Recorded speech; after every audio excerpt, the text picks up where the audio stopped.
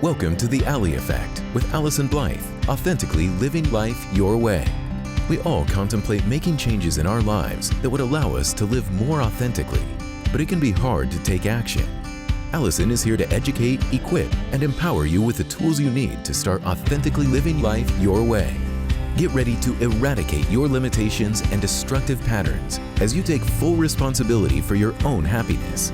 This show is not just talk. It is conversation for profound self-awareness, acceptance, and appreciation, the key elements to stepping into the power as the creator of your very best life. The Ally Effect with Allyson Blythe starts now.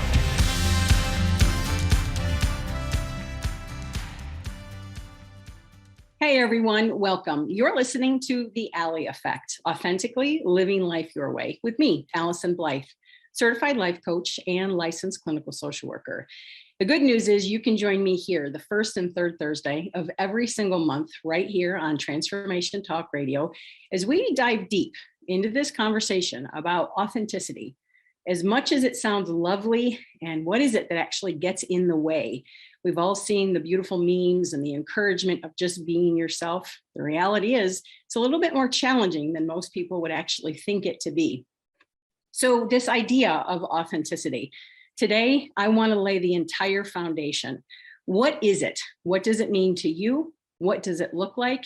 And how can I support you in your journey of actually building this authentic life? It's interesting to me because today, here we are on the very first episode, the Ally Effect.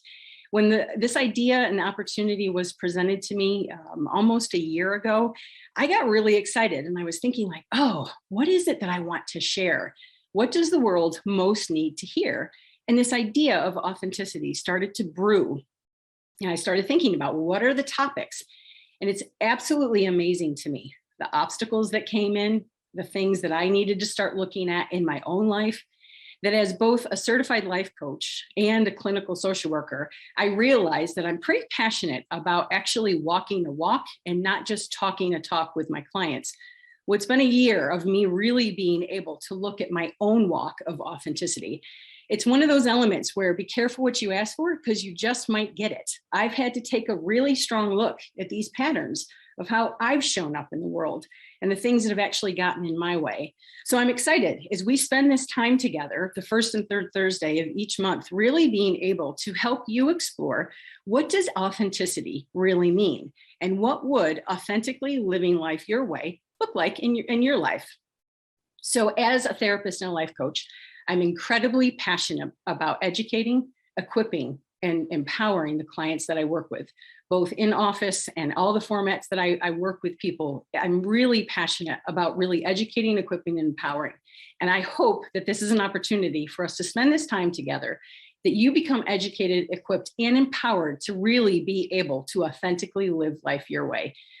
So we're going to be spending some time together. The topic is about authenticity. So I want to share a little bit more about some fun facts about me as we get some time. You get to know me, and hopefully I get some time to also know you.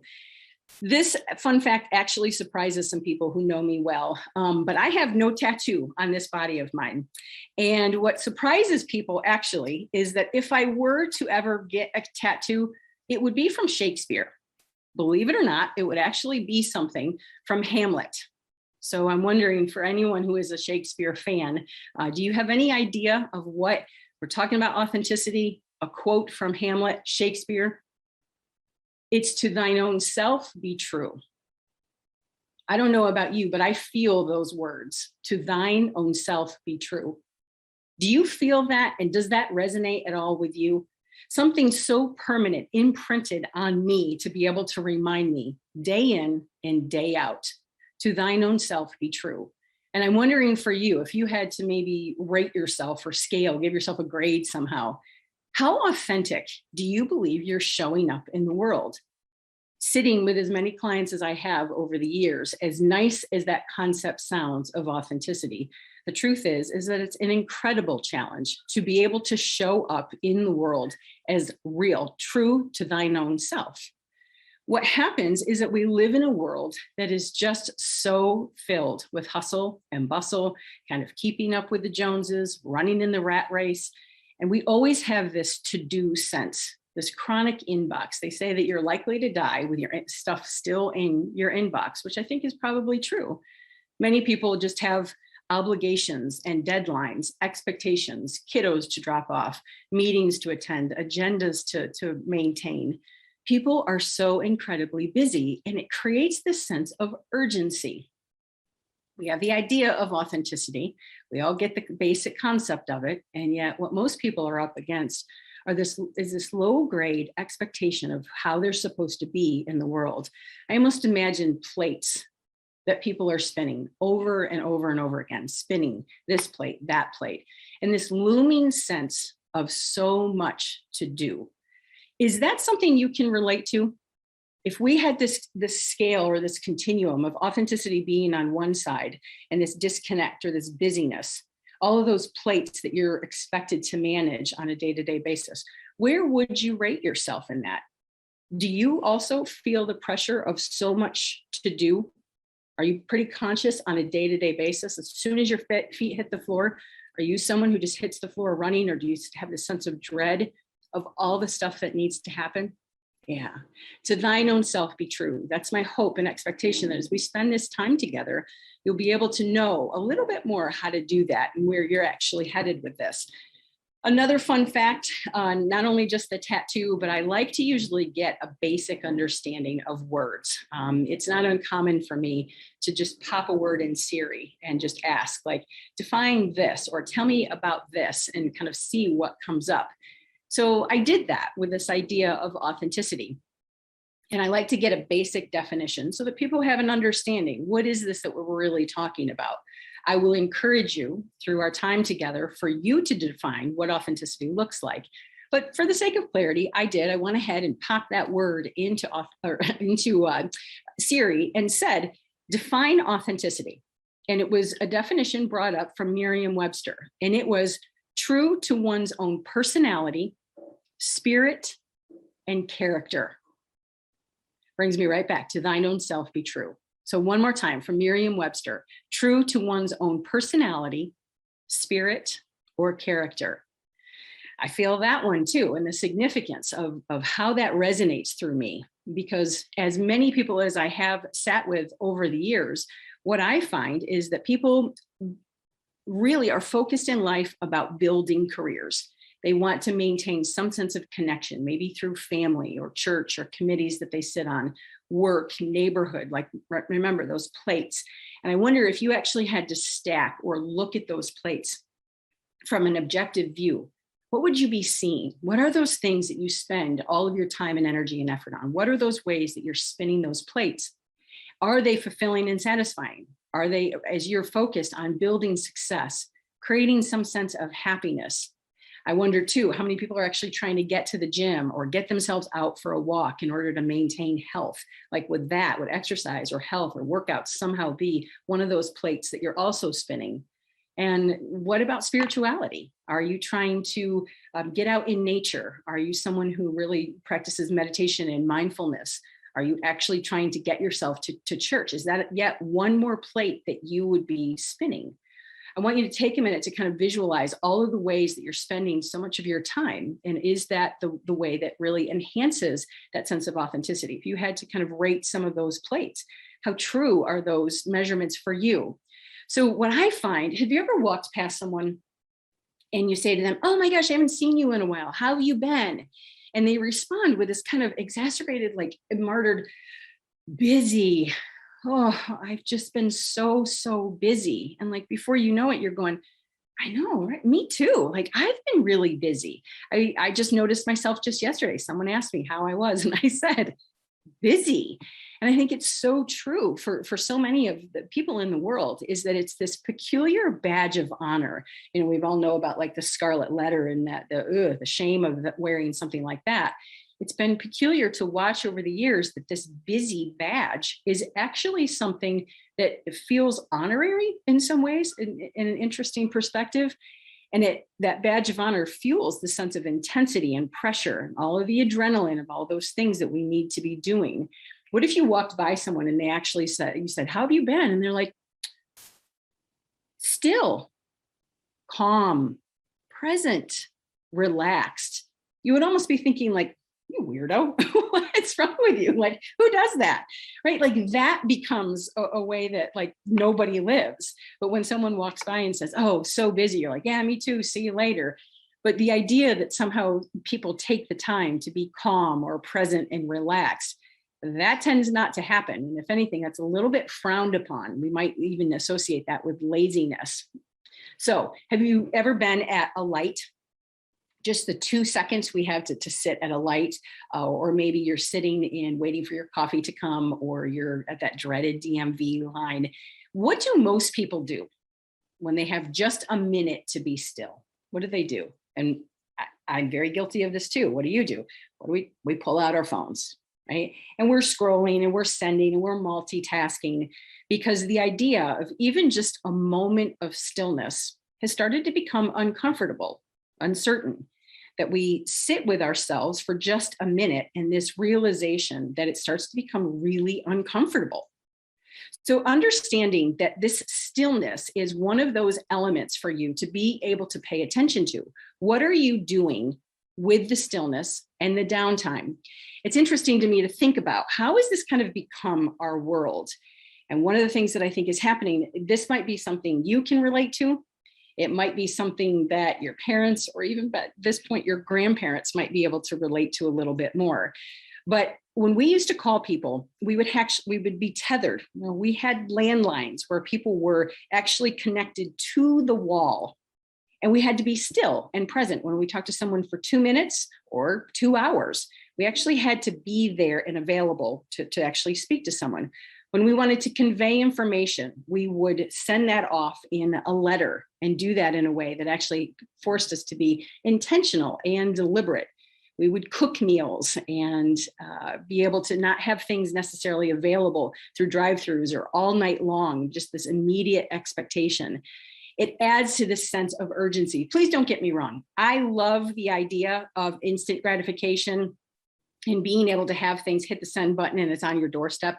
There's a blessing to this sense of instant gratification, that we're getting this immediacy. There's a real privilege to actually being able to experience that.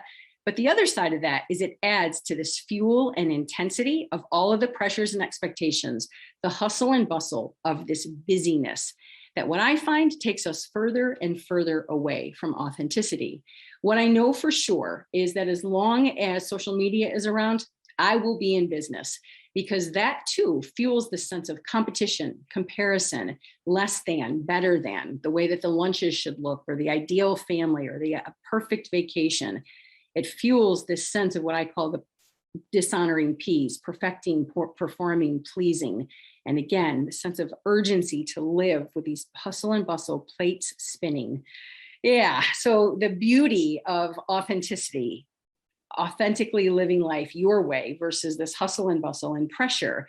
When we come back, I'm going to share a little bit more about this idea, the authenticity, living the life your way, and being able to really know how to do that. We're going to take a quick break. And when we come back, we're going to talk even more. Stay tuned.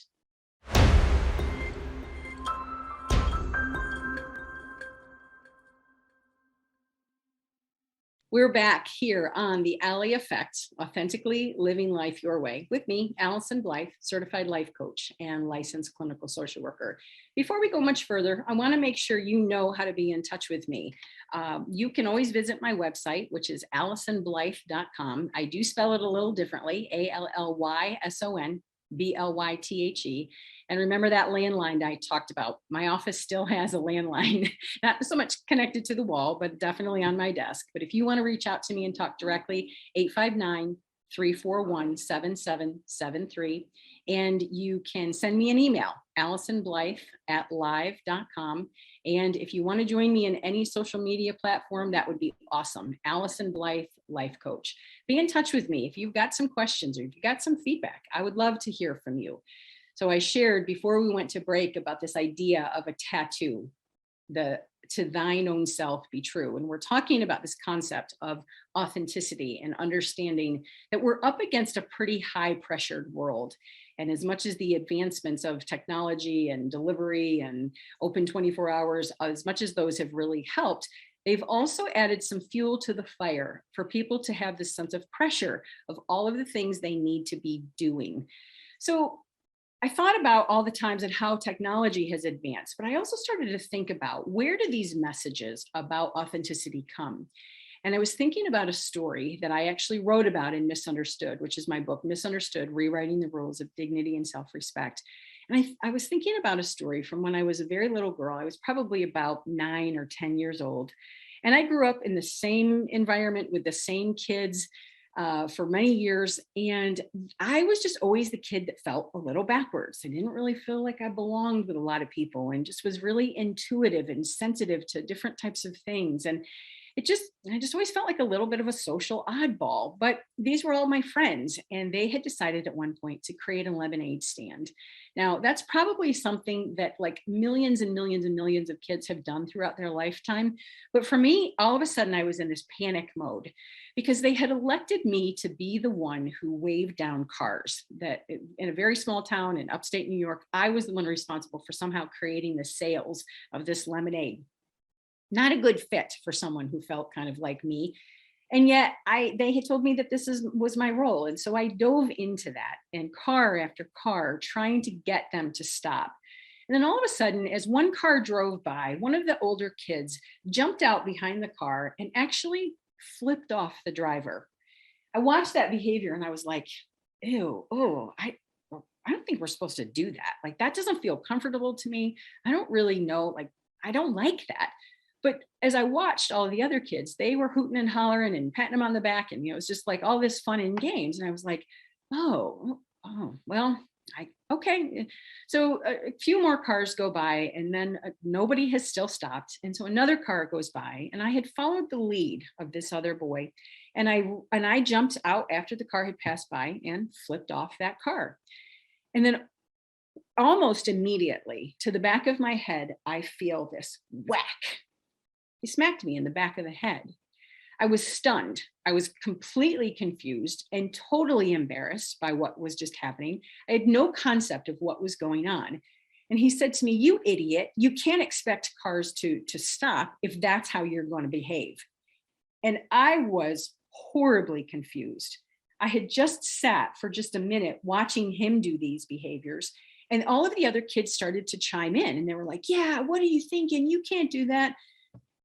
And I was just baffled. I was totally embarrassed. But I think as I went back to actually review an incident like that, what I realized now, with a much more mature lens, I realized that not only was the experience humiliating and somewhat betraying, it was actually who I was probably most upset with was myself. Because the truth is, I knew that wasn't behavior that I was aligned with. I knew it wasn't true to my own character. And yet I did it because I wanted to fit in. I wanted to belong, and I wanted them to like me as much as they seemed to like him. I observed outside behavior and aligned myself with that. Still, the embarrassment, and just kind of the compassion for a little kid trying to find a way through and having incidents like that. Now, in and of itself, you look back with adult eyes and you're like, okay, kids will be kids. And I get that. But with childhood eyes, we start to observe and have experiences that begin to shape who we need to be in the world. I would encourage you not to minimize. What were incidents like that for you when you were younger? Did you get messages about how much permission? Did you get some social acknowledgement for who you were? And did you get to be really creative or perhaps athletic and get to be part of a team where your true self could be explored and celebrated and acknowledged? Fantastic. I mean, I think that makes a big difference for kids. Or did you have more experiences where you were someone who was kind of encouraged to fall in line and just kind of were you invisible in some ways, that you just went along to get along in order to kind of fly under the radar with things? it's one thing to be able to have those childhood experiences, but at 18, we don't magically just grow out of our childhood beliefs or the things that we've witnessed or the experiences that we've had. I wish in some ways at 18, we got this fresh start to just like decide with all this wisdom and clarity and insight about the world. But that doesn't happen. We take our little childhood selves and grow then into these adults. And what I realized much later in life is this idea that even well after 18 and all that childhood experience, I still had all of these patterns of trying to be nice, of trying to look to the outside to define who I was, how to behave, how to get people to like me, how to do the right thing. So even well after 18, after 18, this realization of I'm still doing some of those behaviors of wanting to fit in, to be liked. So is that something, as you think about this measurement of authenticity, do you recognize some of those same patterns for yourself? Most people just go along to get along. I think they've done estimates that like most of people's behavior, 60 to 70%, maybe even higher than that, is actually just based on autopilot. The same thing you did yesterday is the same thing you're going to do today, which is likely the same thing you're going to do tomorrow. Most people aren't necessarily plugged in. Remember, we're numbing with these distractions. Autopilot has a great time and place. It's helpful to not have to think about how to tie your shoes every time. But the idea that how often have you driven somewhere and you get to this place where you're going, oh my gosh, like I don't even remember my drive here. People are not only distracted and overwhelmed with the busyness, but people tend to just slip into this pattern of autopilot.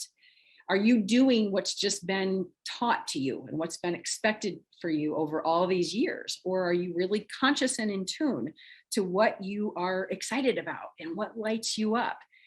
How does this begin to happen? So we talked about culturally things happening, childhood experiences, and like how does this individual shaping start to take place? And what I think is true for all of us is that we're raised in a family that teaches us about who to be and how to be in the world. Most of us have some sense of culture, like what we were exposed to, the belief systems, and maybe even a religion that you were taught, that what was kind of the right thing to do, the way to behave, and what it is to believe. Very much like me. Did you have neighborhood or friend type experiences that kind of enforced these belief systems for yourself? What about school? What did school teach you? Again, were you someone who really got good grades and were celebrated for your level of intelligence and achievement? Were you part of the band or the political team or a sports team? Like, did you get a sense of who you really were in the world?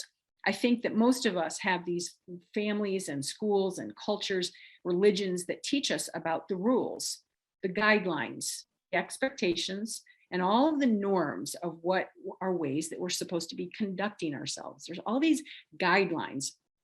Some of them are very clearly spoken, like we learn clearly about right and wrong. Other times, not so much. They're a little bit more vague or abstract.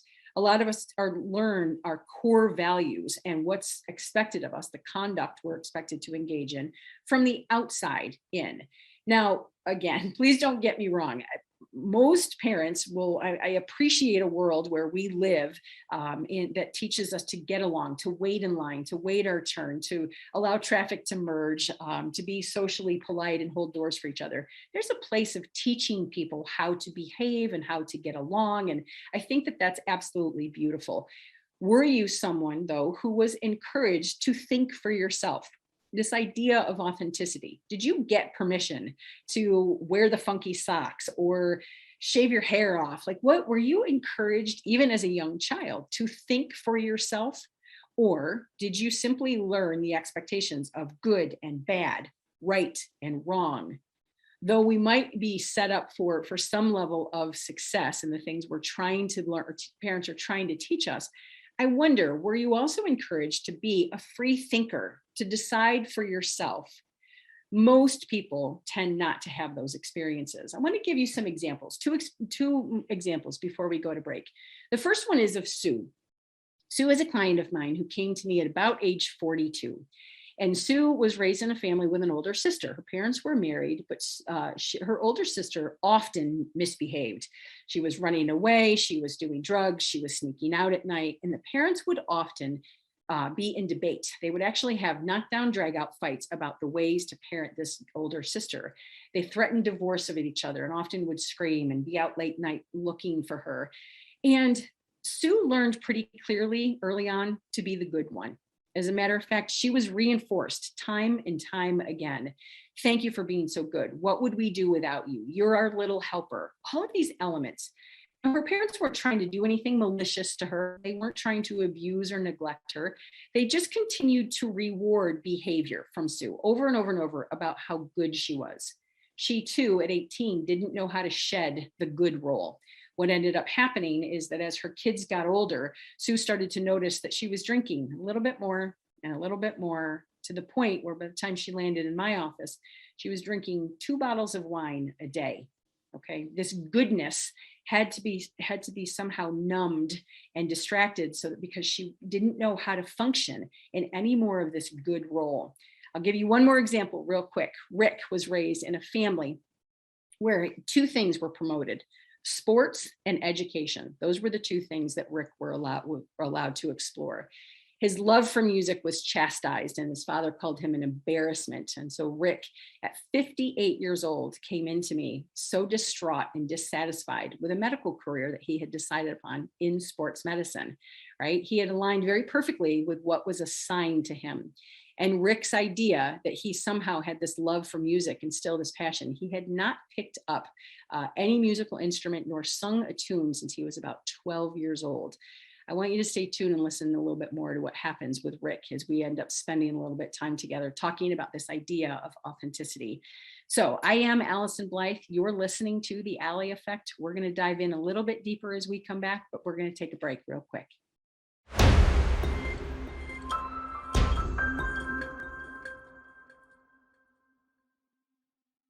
We're back here on The Ally Effect, Authentically Living Life Your Way, with me, Allyson Blythe, certified life coach and licensed clinical social worker. We're diving into this topic of authenticity and helping you kind of figure out what it is, what it actually means to you, and what it is that gets in your way. We've addressed this idea of to thine own self be true, and the reality that most people are up against so much busyness and all of the pressure and expectation they have. We've talked about the autopilot that people just fall into day-to-day life and kind of getting stuck in this rut in routine.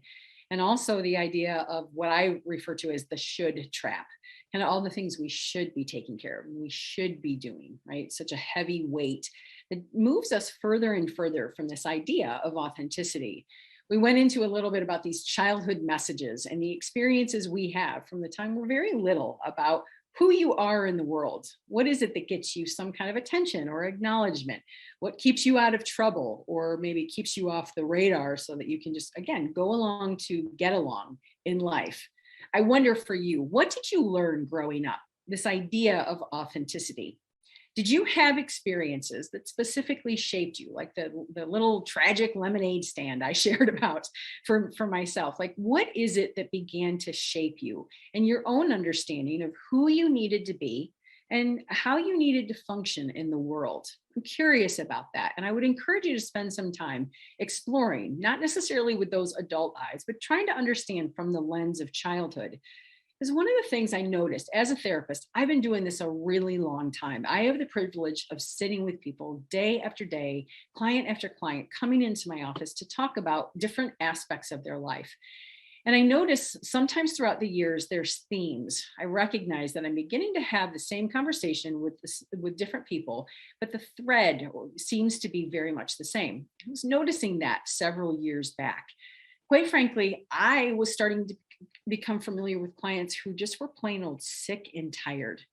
They had these kind of what I would refer to as signs and symptoms of being irritable, impatient, feeling a lack of tolerance for different things, definitely a sense of stress, depletion, some of them feeling really exhausted, sad, anxious, worried. I mean, like, I just was noticing these things. Now, I am a therapist, so that's not uncommon for me, but the thread of it all seemed to begin feeling familiar.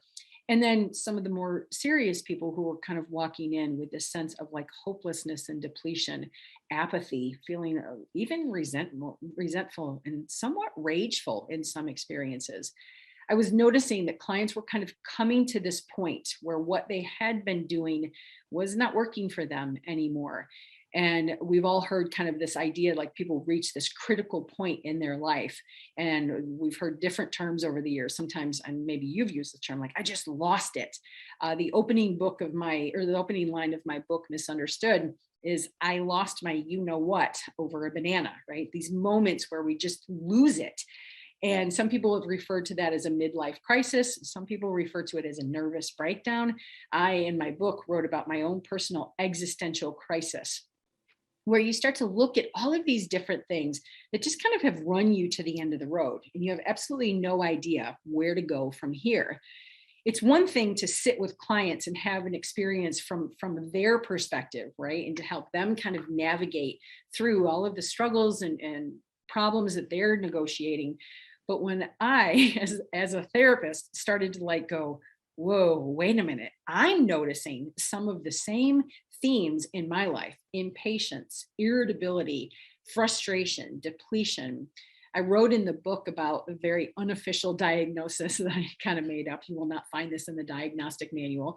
The diagnosis of Fed-Up-Ness, like getting to the point where you are starting to question everything, just a general sense of being unhappy. And these signs and symptoms of just kind of questioning and looking at things and realizing a dissatisfaction. It's a critical point. And I'm not sure for you if you've ever gotten to that, where you just kind of feel fed up with people, places, or things, and assess that your old behavior is simply not working anymore. Several years ago, I went through my own crisis. That's part of this idea of authenticity and helping you understand that I think everyone has a struggle with it. There was no roadmap. That is, as many books as I've read, courses that I've taken, years I've practiced, I didn't have a roadmap to know how to help me dig out of so much of what I was feeling, which was just, quite frankly, confused. And the question bounced from what's wrong with me to outside of myself, what's wrong with them, right? Like I was bouncing between just this confusion that I was experiencing. It was definitely a powerful crossroads. Have you ever hit that level of crossroads where you're just questioning, I don't want to stay the same, and yet I don't know how to move forward?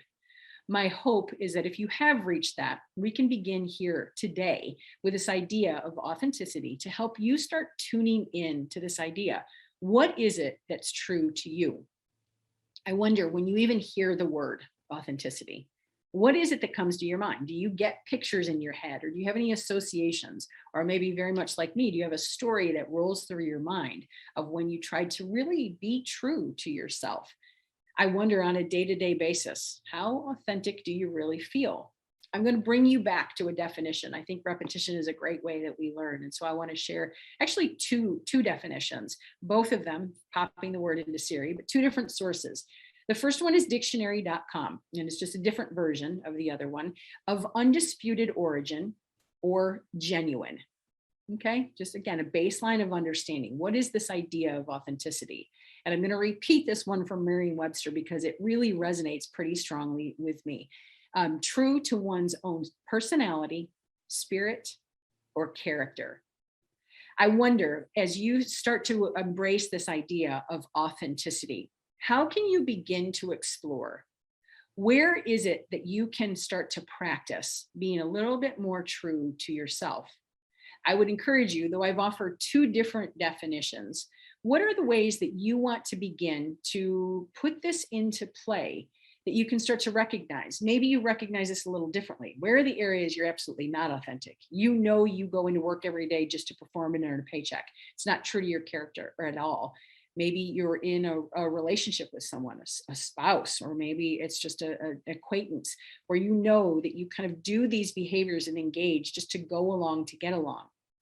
How can you begin to plug in a little bit more to your life so that you can tune in? Do I like that? Does this feel right to me? Is this true to my character and to my spirit?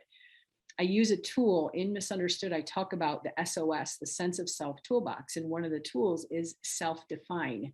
I will encourage you, pen to paper. If you've ever worked with me personally, if you work with me for 5 minutes or for 5 years, I'm going to encourage you, put pen to paper. And I'm going to really encourage you to be very self-aware. start to explore this idea of authenticity. How do you know? How do you personally know when you're beginning to feel that way? And when do you know that you're kind of off the mark? Think about if you walk into a dressing room and you just kind of try something on and immediately you're like, oh yeah, this fits, right? That's a form of authenticity versus the idea that you're kind of like pinching yourself or sucking your gut and like all these different elements of trying to fit and form yourself into this thing. We know somewhat clearly when we're doing that in a physical component. I wonder for you, how do you know that you're beginning to do that on an emotional or a relational element? How can you begin to explore and define for yourself as you get rid of these roles that you're playing that really aren't very true to you?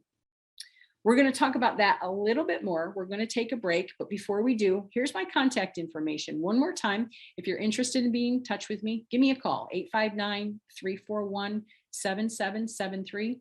Send me an email. I reach those really consistently, and it's AllysonBlythe@live.com. If you want to know information about me, my practice, the courses that I offer, it's AllysonBlythe.com. And one more time, social media, I'm at Allyson Blythe Life Coach.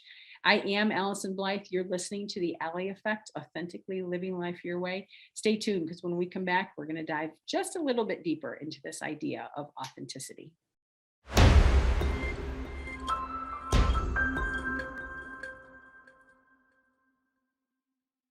We're back here on the Ally Effect, Authentically Living Life Your Way, with me, Allyson Blythe, certified life coach and licensed clinical social worker. This idea of authenticity, why it's important, and how to help you begin. We've uncovered a lot about this concept, really starting to get a basic understanding and help you recognize what are some of those early experiences, and even later on, what are those life pressures that help you function so much more from the outside and realizing the rat race. I wonder if the hustle of life is distracting you from this idea of authenticity. What are some of your pressures and the ways that you're trying to just keep up with all of the things that are happening? How are you managing stillness? When you have a moment to just be by yourself, maybe with yourself, what are you doing and how are you spending that? Do you take the time to really reflect and review, see what resonates with you and what doesn't? If someone were to ask you, who are you? Would you even know how to answer that question? Just some food for thought.